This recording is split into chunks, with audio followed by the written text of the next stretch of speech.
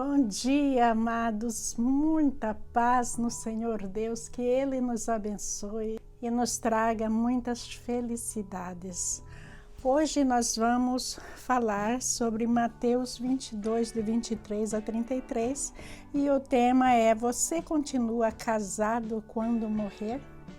Uma pergunta na Bíblia sobre alguém que se casou várias vezes, mas aí em relação a um costume antigo. Mas quando nós perdemos o marido ou a mulher, muitas vezes surge aquela questão: meu Deus, será que nós vamos encontrar de novo? Como será do outro lado? Será que estão dormindo ou acordados? Hoje não vamos entrar nessa parte da morte, mas vamos entrar na questão do reconhecimento do casamento depois de morto.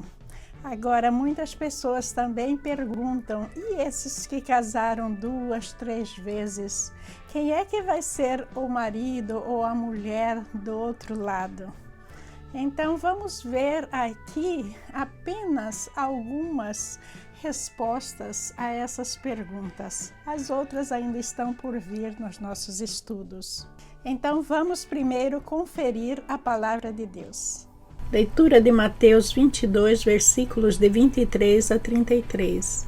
Naquele mesmo dia, os saduceus, que dizem que não há ressurreição, aproximaram-se dele com a seguinte questão: Mestre, Moisés disse que, se um homem morrer sem deixar filhos, seu irmão deverá casar-se com a viúva e dar-lhe descendência. Entre nós havia 7 irmãos. O primeiro casou-se e morreu. Como não teve filhos, deixou a mulher para seu irmão. A mesma coisa aconteceu com o segundo, com o terceiro, até o 7º. Finalmente, depois de todos, morreu a mulher. Pois bem, na ressurreição, de qual dos 7 ela será esposa, visto que todos foram casados com ela?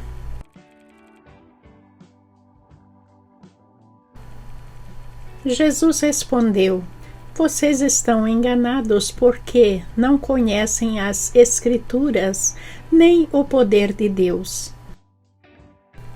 Na ressurreição, as pessoas não se casam, nem são dadas em casamento, mas são como os anjos no céu.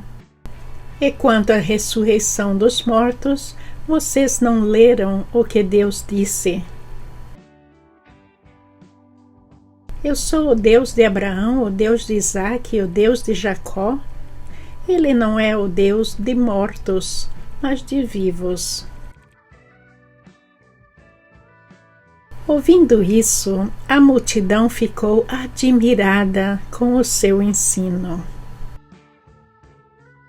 Ontem nós estudamos alguma coisa em que Mateus estava nos explicando sobre os herodianos e também sobre os fariseus, e eu dei uma incluidazinha nos judeus. Hoje Mateus vai colocar uma pergunta dos saduceus. Primeiro, antes da gente ir na pergunta, vamos discutir um pouquinho quem eram os saduceus. Os saduceus faziam parte de um grupo de pessoas que interpretava a lei do Torá linha por linha. Era só aqui. Eles não iriam aceitar nada fora daquilo que estava falando na lei do Torá. Vamos dizer que é uma interpretação literal daquilo que estava escrito lá. Eles não aceitavam Jesus, porque Jesus estava saindo fora dessa interpretação literal. Eles continuavam se unindo para tentar incriminar Jesus através das palavras. Eles negavam a ideia da ressurreição dos mortos. Eles negavam a ideia de que a vida ainda existia depois da morte. Eles acreditavam que com a morte a alma da pessoa era completamente destruída. Os principais sacerdotes e o sumo sacerdote daquela época, eles eram também saduceus. Vocês viram na pergunta aí na palavra de Deus que esse saduceu queria saber sobre uma mulher que se casou a primeira vez e daí o marido morreu, passou para o segundo esposo, que era o irmão desse primeiro esposo, e daí essa esposa foi passando de irmão para outro irmão até o 7º irmão, e daí só parou com a morte dela. Então ele queria saber basicamente quem desses irmãos seria o marido dela depois de morto. Essa era a pergunta. Essa pergunta vem de encontro à lei de Moisés, que eu vou colocar em seguida para vocês aí, que está escrito em Deuteronômio. E isso existia sobre pedido de Deus, sim, mas por que é que isso existia antes e não existe hoje? O problema é que nós estamos estudando no livro de Gênesis, por exemplo, que existe uma linhagem, que é uma linhagem melhor que a outra. Por exemplo, no caso de Esaú e Jacó. Esaú indo para o lado dos edomitas, que era uma classe mais pecaminosa, e o Esaú também não sendo o escolhido de Deus para levar a descendência de Abraão. E aí existia essa determinação nos casamentos, era para preservar a linhagem sanguínea desse povo, para levar a uma linhagem mais pura, o mais puro que pudesse, até chegar em Jesus. Porque veja que o fato de Jesus ter vindo num corpo humano não isentou Jesus das dores que ele passou, de todo o desafio de estar num corpo humano. Ele sentia tudo que qualquer ser humano sente. Ele passou por tudo que qualquer ser humano passa. Mas Deus procurou, da melhor maneira, preservar uma linhagem, não para, propriamente dito, evitar o sofrimento de Jesus, mas para tornar propício aquilo que estava para ser realizado com o nascimento e a morte de Jesus. Se 2 irmãos estiverem morando juntos na mesma propriedade e um deles morrer sem deixar filhos, a viúva não se casará com alguém de fora da família. O irmão de seu marido se casará com ela e eles terão relações sexuais. Desse modo, ele cumprirá os deveres de cunhado. Deuteronômio 25:5. Jesus deixa claro que eles estavam enganados. Mas esse engano não é somente dos saduceus, é um engano também que os apóstolos estavam passando por muitos questionamentos.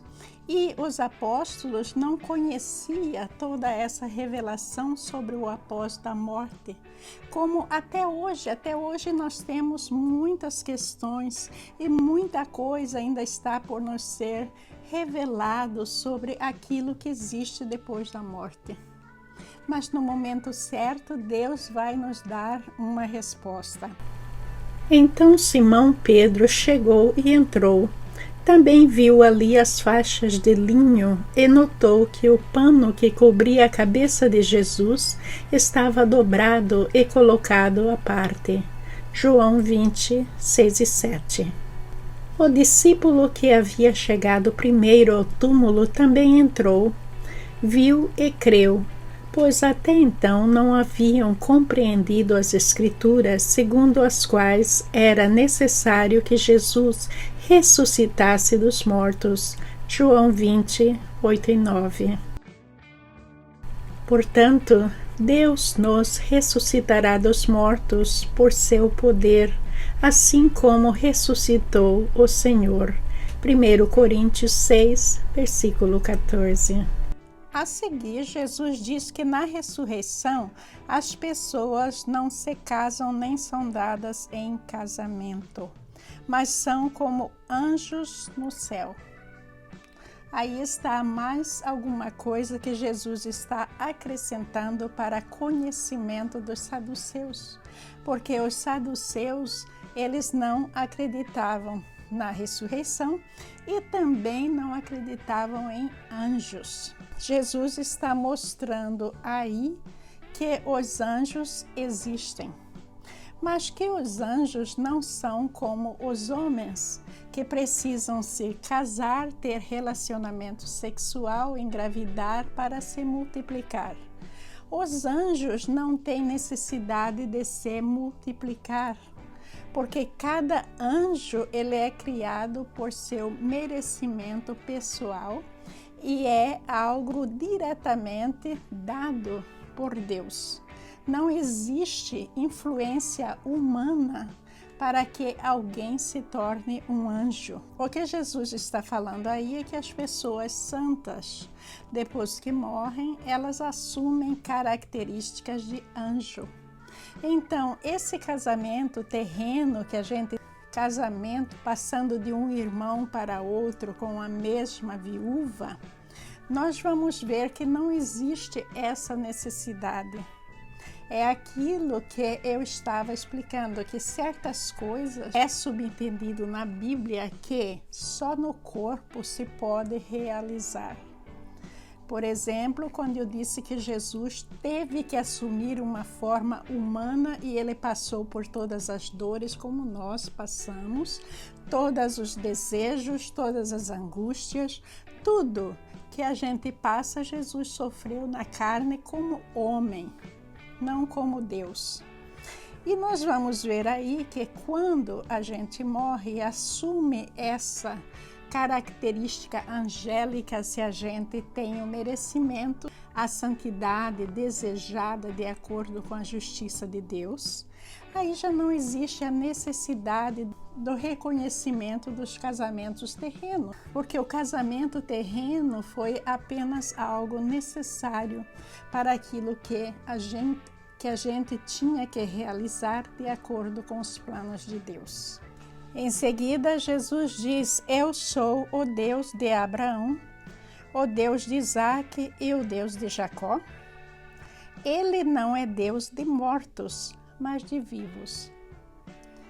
Porque as pessoas naquela época, eles estavam adorando o Deus de Moisés.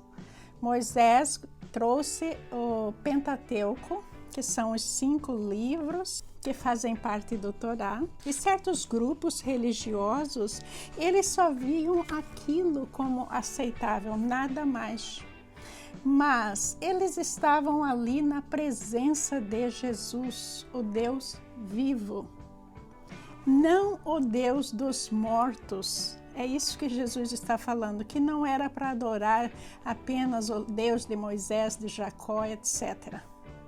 Mas o Deus vivo, ele em pessoa, estava ali na frente deles e estava falando sobre verdades, sobre assuntos muito profundos, sobre mensagens que o Pai mandou para todos nós e eles não estavam aceitando. Agora, esse argumento aí, Jesus citou diretamente do Torá. Eu vou colocar aí para vocês verem que as palavras de Jesus estão batendo com as palavras de Deus dadas através de Moisés, que está no Pentateuco. Eu sou o Deus de seu pai, o Deus de Abraão, o Deus de Isaque e o Deus de Jacó. Quando Moisés ouviu isso, cobriu o rosto porque teve medo de olhar para Deus. Êxodo 3, versículo 6. A única diferença que existe aí é que Deus está dizendo que Ele é. Mas quando Jesus disse, Ele não é um Deus dos mortos, mas de vivos. Ele recitou a mesma palavra e colocou a sua condição de um ser vivo e também já anunciando a sua ressurreição, porque ele iria ressuscitar no terceiro dia. E esses saduceus iriam ver o que é que Jesus estava falando, porque apesar deles terem matado Jesus, Jesus estaria vivo. A pergunta foi respondida claramente, nós entendemos que esse vínculo de marido e mulher acaba com a morte. O sofrimento que existe, o luto após a morte, isso é uma coisa natural do ser humano. Natural, que até Jesus, quando estava no corpo, ele sentiu isso. Veja, por exemplo, antes de Jesus ter ressuscitado Lázaro. E então nós vamos ver que é parte de tudo isso que a gente tem que viver. É parte da nossa renúncia às coisas materiais, às coisas deste mundo. A gente tem que ir aos poucos aceitando os desígnios de Deus e saber que tudo que Ele faz é para o nosso bem. E saber que quando existe uma morte e esse laço matrimonial é rompido, é como se Deus estivesse falando para nós que aquela missão foi cumprida e que, mesmo sendo cumprida de uma maneira boa ou má, a gente tem que tirar as lições de tudo isso e a gente tem que virar a página do nosso livro para a gente saber o que mais que Deus tem nos seus planos para nós. Não é fácil, mas com a fé em Deus, com a confiança, com muita oração, a gente consegue desvencilhar desses laços, na certeza de que os nossos entes queridos vivem ao lado do Pai. Bom dia, amados, muita paz, muita alegria no coração. Seja lá qual for a situação que você está vivendo no seu relacionamento, que Deus te abençoe, que Deus te mostre o melhor caminho a seguir, que Deus fale no seu coração, trazendo muita esperança, muita renovação e muita paz. Bom dia a todos vocês. Amém.